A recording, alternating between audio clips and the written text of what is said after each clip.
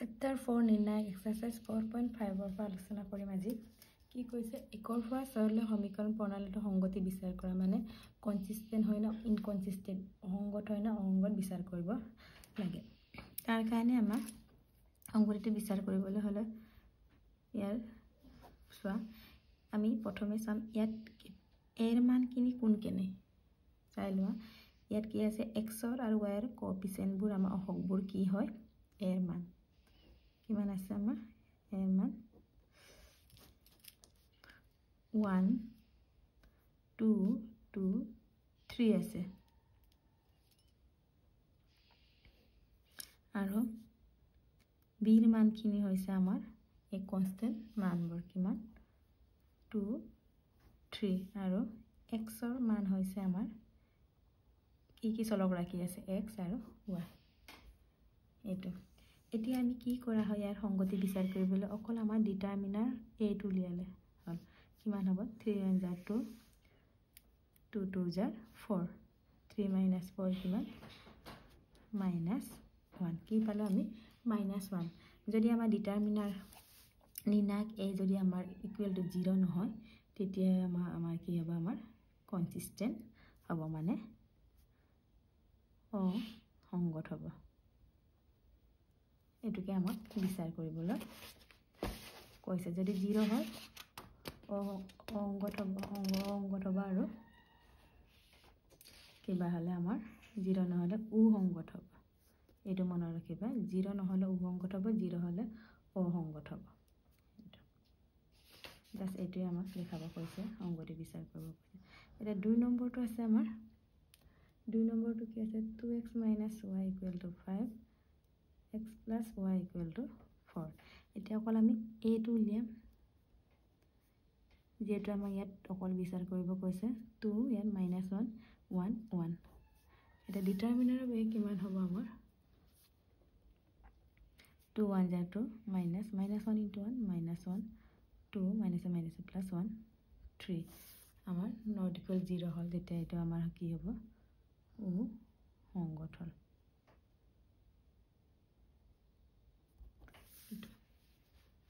ঠিক তেনেদৰে আমি 3 নম্বৰটো বিচাৰ কৰিম x + 2y = 5 2x + 6y = 8 কিমান হ'ব আমাৰ a টো 1 2 2 6 কিমান হ'ব 6 1 * 6 2 2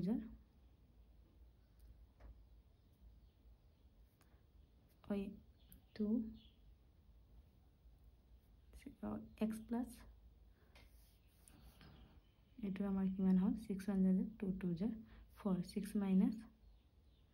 4 2 এটো আমাৰ 0 নহয় তেতিয়া হলে আমাৰ কি হ'ব অংগত আৰু এটো প্ৰশ্ন চোৱা x + 3y = 5 2x + 6y = 8 তেতিয়া আমাৰ a এৰ মান কিমান হ'ব 1 3 2 6 এতিয়া আমাৰ ডিটাৰমিনাৰ অফ a কিমান হ'বগে 6 1 * 6 2 3 * 6 6 - 6 0 হল এতিয়া আমাৰ তেনেলে 0 হলে আমাৰ কি হ'ব সংগতিটো অসংগত হ'ব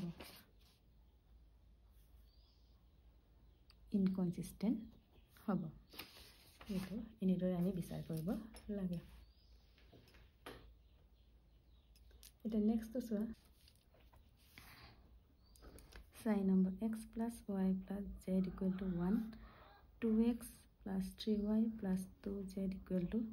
2 ax plus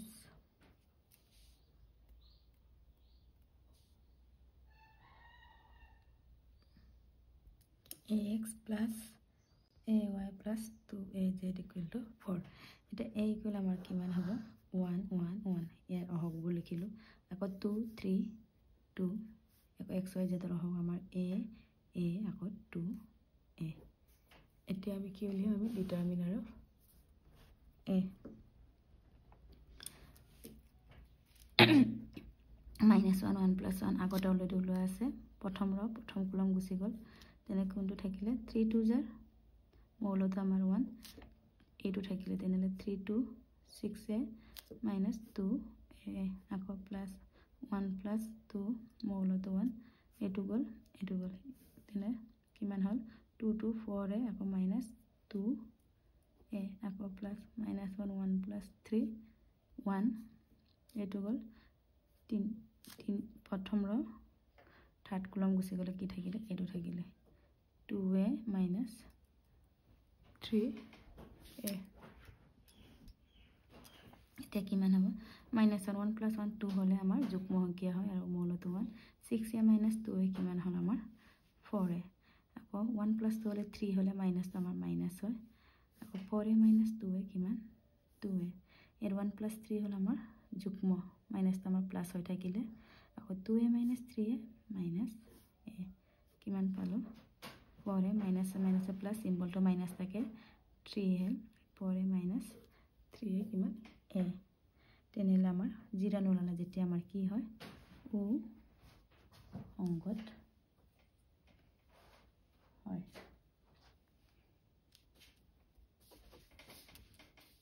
এতিয়া নেক্সট প্ৰশ্নটো চোৱা এতিয়া 5 নম্বৰটো চোৱা কি দিয়া আছে 3x minus y minus 2z equal to 2 আকৌ 2y minus z equal to minus 1 আকৌ 3x minus 5y equal to 3 এতিয়া এর মানটো কিমান হ'ব চোৱা 3 minus 1 minus 2 ইয়াত আকৌ x ৰ মান নাই নথকাটো আমাৰ কি হয় 0 y ৰ মান 2 z ৰ মান অহকটো কি minus 1 ইয়াত 3 আকৌ minus 5 z2 নাই z ৰ নেথাকিলে আমাৰ কি 0 এতিয়া আমি ডিটাৰমিনাৰ অফ a উলিয়াম কিমান হ'ব minus 1 1 plus 1 মৌলটো কি আছে 3 এইটো আৰু এইটো গুচি গ'ল কি থাকিলে আমাৰ এইটো তেন্তে 2 into 0 0 হ'ল minus আকৌ minus 1 into minus 5 plus 5 আকৌ plus minus 1 1 plus 2 minus 1 এইটো গুচি গ'ল কি থাকিলে এইটো আৰু এইটো থাকিলে তে 0 into 1 0 আকৌ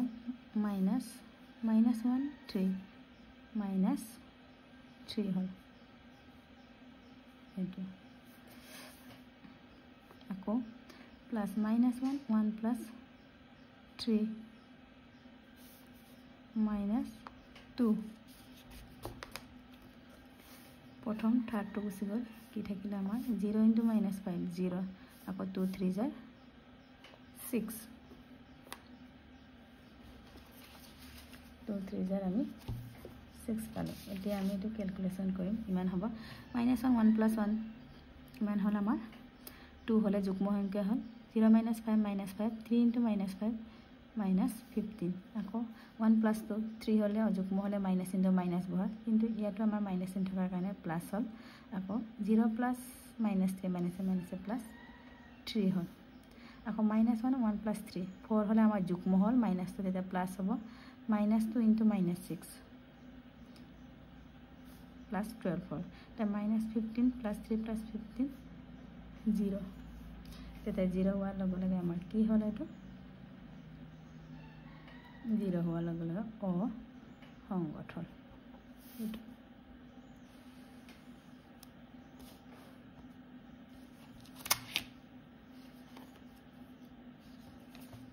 এতিয়া আমাৰ নেক্সট প্ৰশ্নটো হৈছে 6 নম্বৰটো কি আছে 5x minus y plus 4z equal to 5 আকৌ 2x plus 3y 5z equal to 2 আকৌ 5x minus 2y plus 6z equal to minus 1 এইটো আমাৰ এইটো কি হয় দেখাম এটা a কিমান হ'ব আমাৰ 5 minus 1 আছে 4 2 3 5 আকৌ 5 minus 2 6 এতিয়া আমি ডিটাৰমিনাৰ অফ a উলিয়াম the minus 1 1 plus 1 মৌলটো কি আমাৰ 5 প্ৰথম আৰু প্ৰথমটো গুচি গ'ল এই সাইডে থাকি গ'ল তেনেহলে 3 6 জাৰ 18 মাইনাস হয় আকৌ minus 2 into 5 10 minus 10 তেনেহলে মাইনাস আমাৰ প্লাস হ'লগে আকৌ minus 1 1 plus 2 মৌলটো কি আছে minus 1 এইটো আৰু এইটো গুচি গ'লে কোনটো থাকিলে 2 5 5 6 থাকিলে 2 6 জাৰ 12 minus 5 5 জাৰ 24 5 আকৌ -1 1 + 3 মৌলকি 4 তেনেহ'লে এইটো আৰু এইটো গুচি গ'লে এইটো থাকিলে কিমান হ'ব 2 * -2 -4 আকৌ -3 * 5 -15 হ'ল এতিয়া আমাৰ কিমান হ'ল -1 + 1 2 হ'লে যুগ্ম হ'ল 5 * 18 + 10 কিমান হ'ল আমাৰ 28 আকৌ -1 1 + 3 2 হ'লে 3 হয় অযুগ্ম হ'লে আমাৰ -3 হয় আকৌ মাইনাছে প্লাছ হ'ল আকৌ 12 - 25 -13 আকৌ -1 1 + 3 আমাৰ 4 হ'লে আমাৰ মাইনাছটো যুগ্ম সংখ্যা হয় তেনে 4 * -4 -15 -19 এটা কিমান হ'ব এইটো 40 10 1 40 হ'ল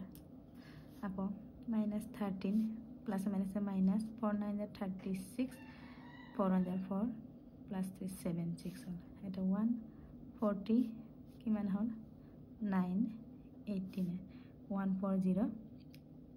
89 কিমান হ'ব 10 ৰ পৰা 9 গ'লে আমাৰ 1 13 ৰ পৰা 8 গ'লে আমাৰ 5 থাকিলে তেনেহ'লে আমাৰ এইটো 0 নহ'লে আমাৰ কি হয় এইটো 0 নহ'লে আমাৰ সুসংগত হয় মানে কনসিস্টেন্ট হয়